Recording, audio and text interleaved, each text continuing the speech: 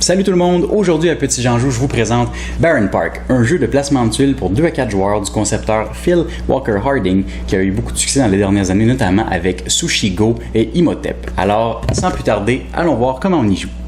Alors dans Baron Park, les joueurs vont tenter de créer un parc à ours et ils devront le faire de la façon la plus efficace possible en tentant d'avoir le plus de points possible. Le joueur qui a le plus de points en fin de partie est le vainqueur. Tout le monde commence avec une planchette de départ et une tuile en main, dépendamment de votre ordre de jeu. Donc, vous avez déjà une tuile en main lors de votre premier tour. Ce que les joueurs font à leur tour, c'est tout simplement de poser une tuile dans leur parc. Et lorsqu'ils le font, s'ils réussissent à couvrir des icônes qui sont illustrées sur la planchette, ils vont pouvoir effectuer des actions supplémentaires. Si vous recouvrez une brouette en déposant votre tuile, vous pouvez venir ici dans la section brouette, donc les espaces verts, et piger une tuile. Ce sont des espaces qui ne valent pas de points, mais qui sont très pratiques pour compléter votre parc en fin de partie. Ensuite, si vous réussissez à recouvrir une bétonnière, vous allez venir piger une tuile ici dans la section des cages à ours. Ce sont des tuiles qui valent des points et que vous avez avantage à réclamer rapidement parce que les tuiles sur le dessus de la pile valent plus de points. Ensuite, si vous recouvrez une pelle mécanique, vous allez pouvoir piger une tuile dans cette grande section ici des enclos naturels pour les ours. Donc ce sont des tuiles qui recouvrent un petit peu plus d'espace, mais qui sont plus difficiles à placer sur les plateaux parce qu'elles ont des formes particulières. Donc il faut un peu mieux planifier avant de les réclamer. Si vous recouvrez une équipe de construction, vous allez pouvoir piger une nouvelle tuile et agrandir ainsi votre parc. Lorsqu'un joueur va avoir complété complètement sa 4e planchette de parc, les autres joueurs vont avoir un tour de plus pour tenter de compléter leur parc du mieux qu'ils le peuvent. Et c'est à peu près tout. Évidemment, il y a quelques règles de placement qu'il faut respecter. On ne doit jamais placer une tuile dans le vide. On doit respecter les quadrillés. Évidemment, lorsqu'on a placé la première tuile, par la suite, toutes les autres tuiles doivent être au moins adjacentes à une autre qu'on a placée préalablement dans le parc.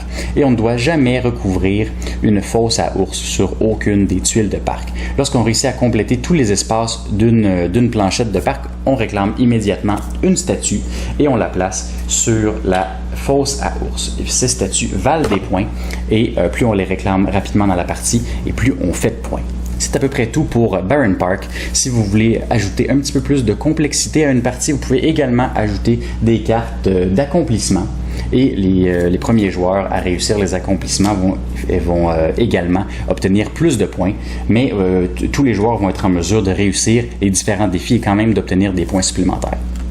Bon, premièrement, je veux commencer avec le thème. C'est un thème qui est assez particulier. Il y a peut-être des gens qui vont passer à côté justement à cause du thème. Moi, je suis allé vers le jeu à cause du concepteur que j'apprécie beaucoup. Mais le thème est quand même très bien réalisé. Les illustrations sont jolies. Le thème est bien intégré au jeu. Par exemple, dans les espaces verts, on a des toilettes, des terrains de jeu pour les enfants, des kiosques de restaurants. Donc, c'est bien fait à ce niveau-là. Malgré le fait que le thème me laisse un petit peu indifférent, j'ai vraiment aimé Baron Park. Le jeu a une prise en main qui est très facile. Les règles sont faciles à expliquer. Vous pigez une tuile, vous la jouez. Si vous recouvrez une icône, vous pigez une nouvelle tuile. Donc, c'est très simple, mais malgré tout, on a un jeu qui est complet. On a des belles décisions à prendre. C'est intuitif. Tout le monde a déjà fait des casse-têtes. Beaucoup de gens ont essayé un jeu comme Tetris, par exemple. On a une belle satisfaction à remplir nos tuiles de parc. Et puis, on a une belle liberté également dans la conception de notre parc. On peut s'étendre dans la direction qu'on veut. On peut choisir de s'étendre plus rapidement ou de compléter nos tuiles une à la suite de l'autre. C'est un jeu qui est très équilibré, j'ai trouvé. À la fin de la partie, souvent, les scores vont être très serrés. Si vous n'avez pas eu la chance de compléter votre parc en premier, souvent, vous allez pouvoir le compléter quand même. Vous allez être très, très, très près de le compléter. On a une interaction qui est limitée entre les joueurs. Évidemment, chacun construit son parc, mais c'est important de savoir où se trouve chacun des joueurs. Autrement dit, est-ce qu'on devrait réclamer une statue avant un adversaire ou est-ce qu'on devrait compléter un accomplissement avant un adversaire? Ça peut arriver que quelqu'un va prendre une tuile qu'on avait besoin, mais normalement, ce n'est pas fait volontairement parce que souvent, il y a quelque chose de plus avantageux qu'on peut faire au lieu de mettre des bâtons dans les roues dans quelqu'un d'autre. Donc, il y a quand même une certaine interaction qui est présente. Justement, ces tuiles d'accomplissement, je crois que vous devriez les ajouter dès votre première partie ou deuxième partie parce que ça va vraiment venir compliquer les choses, ça va rendre la partie plus intéressante. Donc, c'est des défis qu'on ajoute et évidemment, ça complique la conception de notre parc, mais ça rend définitivement les choses plus intéressantes.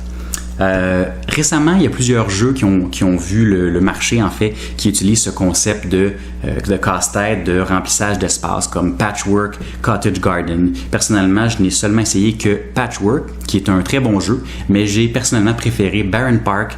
En plus, on peut y jouer jusqu'à 4 joueurs. Alors, je pense que vous avez compris. J'ai vraiment aimé Barren Park. J'ai joué beaucoup de parties jusqu'à maintenant. Elles m'ont toutes semblé différentes à certains égards. On pense qu'on construit quelque chose de différent à chaque fois. Donc, au niveau de la rejouabilité, c'est vraiment excellent. Alors, si vous aimez ce genre de mécanique de casse-tête, de remplissage d'espace, vous êtes un fan de Tetris et que Barren Park vous intéresse, alors n'hésitez pas, c'est vraiment un excellent jeu. Alors, c'est tout pour moi. À une prochaine fois. Merci beaucoup d'avoir visionné.